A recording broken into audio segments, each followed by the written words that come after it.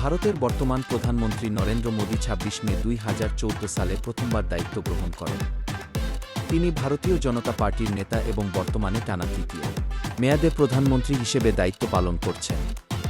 তার সরকারের উল্লেখযোগ্য উদ্যোগের মধ্যে রয়েছে digital India, make in India, স্বচ্ছ ভারত অভিযান এবং অবকাঠামো উন্নয়ন। ২০২৩ সালে তার আমলেই ভারতের চন্দ্রয়ান-৩ সফলভাবে চাঁদের দক্ষিণ মেরুর কাছে অবতরণ করে।